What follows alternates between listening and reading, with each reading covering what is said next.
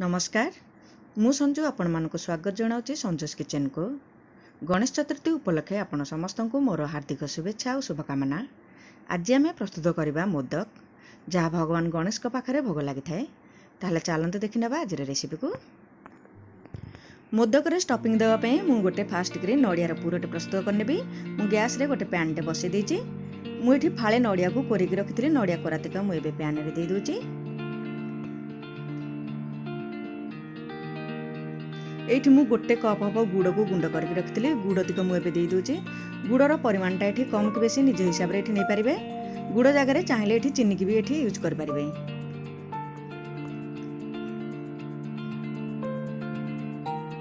एठी मु गोटे चामच खिसमिस कटा, गोटे चामच काजू कटा, गोटे चामच आलमंड को काटिक रखी। यहाँ ऑप्शनल चाहिए ये दे पारती न दे भी पारती। खाली नड़िया और गुड़ भी पुरटा प्रस्तुत करें। चाहिए ये अल्प छेना भी ये पारे। जगार एवं सबको मुझे भल भाव मिसई नेबी। गैस फ्लेम स्लो आउ मीडियम रे रखिकी भाजी नेबी जे भली गुड़टा टिके मेल्ट हो जिबा। एबे हमर टिके नड़ियाटा भाजी हे आछि।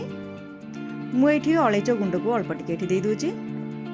आउ गोटे 2 मिनिट पय टिके भाजी नेबी।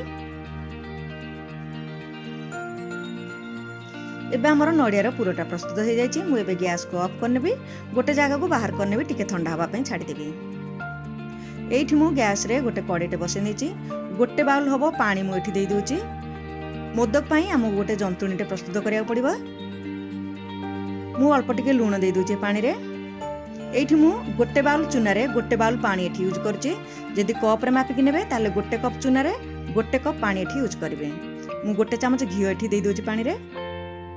एठी मु गोटे बाउल चूना को मापिक रखी देइथिली। मु ए चूना रो गोटे चामच हबो चूना मु गोटे बाउल को नै नउछि। अल्प टिके पानी देकी मु मिक्स कर नउछि।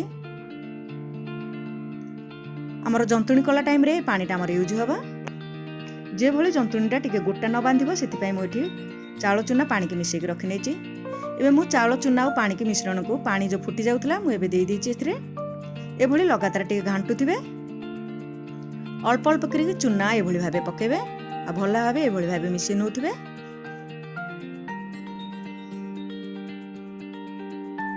ए भली लगातार घांटुथिबे ए भली भाबे।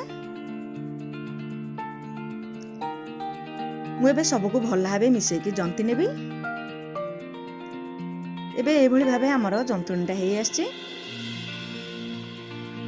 मु एबे गैस फ्लेम को स्लो रे रखिकी 3-4 मिनिट पय कवर करके टिके छाडी देबी। जे भली टिके जंतुणीटा सिझी जिवो।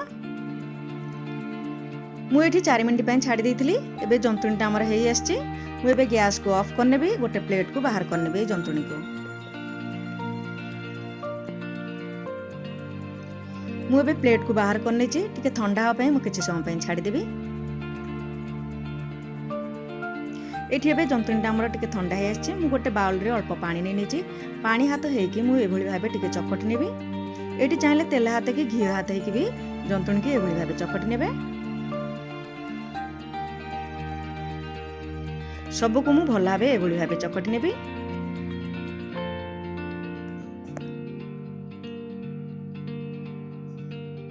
ए भली भल भाबे मु एबे चकटी की रखि नेछि। मु आउ टिके पानी हाथ हेकी ए भली टिके गुळा करनो छि। गोटे ए भली हाथ रे टिके गोल करनेबे। ए भली आंगुठी द्वारा ए भली भाबे दबे की टिके पतला करके गोल करनेबे ए भली भाबे।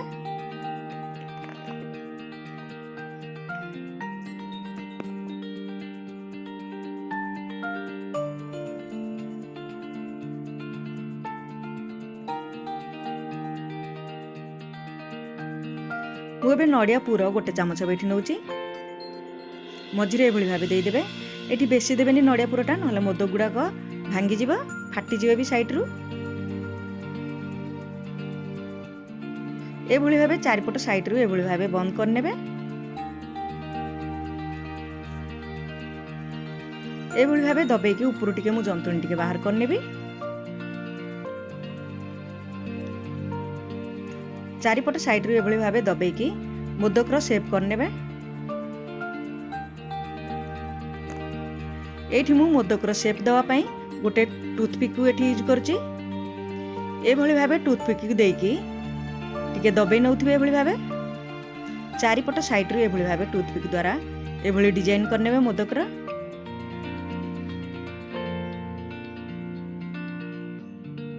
बेसी जोर करबेनी मोदक नले फाटी जिवो।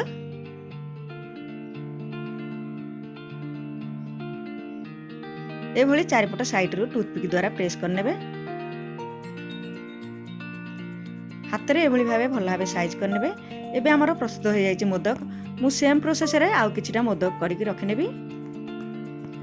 एठी मु मोदक को स्टीम करिया पय गोटे जागा रे गोटे ग्लास हो पानी दे देथिली। कदली पत्रटा मु एठी यूज करूची। जदि कदली पत्र अवेलेबल नाही ताले एभली नॉर्मल प्लेट रे अल्प टिके घियो किंबा तेल टिके लगेकी मोदक गुडा को स्टीम करिया पय रखनेबे। बाहर कला टाइम रे केबे केबे भांगी जाई थाइ मोदक।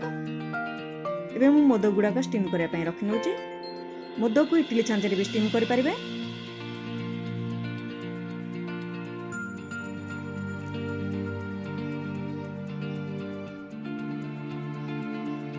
एबे मु कवर करनेबी। जे भली टिके पानीटा टिके फुटी जिवो मु गैस फ्लेम को स्लो रे रखिकी 5 मिनिट पय स्टीम करिया पय छाडी देबी। जदि पाखरे स्टीमर की इडली छांच नाही ए भली कड़े रे भी मोदक को स्टीम करि परिबे। गोटे ग्लास पानी देकी ए भली भाबे गोटे स्टैंड टे रखि नेबे। जदि स्टैंड पाखे नाही गोटे छोटे गिनाटे यूज करि परिबे। ए भली स्टील प्लेट रे रखि नेबे। तेल किंबा घियो टिके प्लेट रे लगे परिबे। लगेकी मोदक को ए भली भाबे रखिकी प्लेट रे कवर करके स्टीम करि परिबे मोदक को। एबे हमर 5 मिनिट हेई आछी। मोदक गुडाक एबे हमर स्टीम हे जायछि। मु एबे गोटे प्लेट को चामच द्वारा एभली भाबे बाहर करनेबी।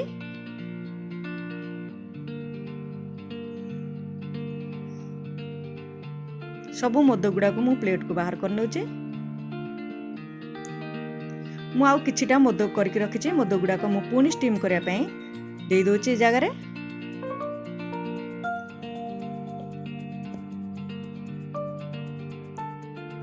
एबे हमर सबु मोदक गुडा को प्रस्तुत हो जायछि। जदि आज रे वीडियोटी आपण मानको भल लागि थाए ताले मो वीडियो को लाइक करंतु, शेयर करंतु।